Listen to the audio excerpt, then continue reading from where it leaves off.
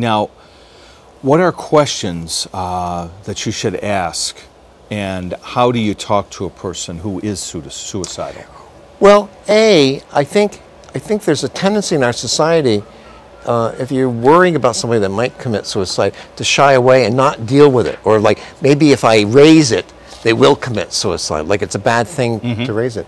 And that is not right at all. You should feel very comfortable and be very honest and straightforward, asking a person, are you having thoughts of suicide? Being very direct, Are you thinking of killing yourself? That sort of thing.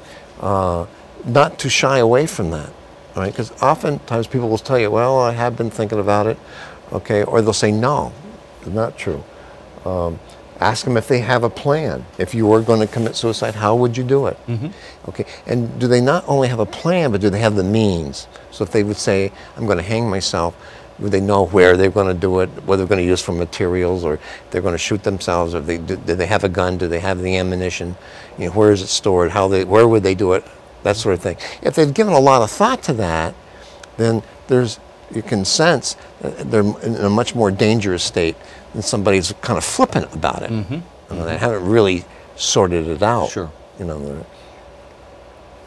And so I think that is overall is not being too shy about dealing directly with it, offering support, all right, and being very empathetic and not passing judgment, not saying, oh, you're not going to do that, or getting angry, or saying you're going to embarrass the family, okay, or that's stupid, or something along that line, because that just will make things worse.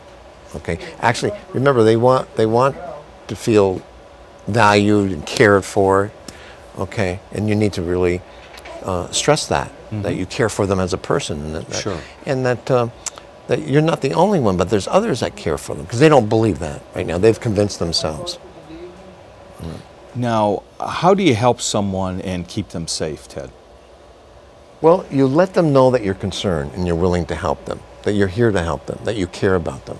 I'm concerned about you is something you could say. You seem empathetic, what the person's going through. You understand the pain that they're having, and that's very helpful in and of itself. Encourage the person to do most of the talking. Don't do a lot of talking yourself, but just ask open-ended questions. Get them to talk, because that's therapeutic in and of itself. Tell them that thoughts of suicide are common, and you don't have to necessarily act on them. From time to time, probably all of us, from time to time, it's flashed through our minds. Okay, so it's not really, they're not that unusual on that. Discuss your observations with the person, what you're sensing. You sense them withdrawing, your shades, you're not coming, you're not going to the dances anymore, you're not going to bingo anymore, you're not getting out of the house more, and you've sensed that. Is there ways that I could help you? Go to activities, get involved, more involved, that sort of thing.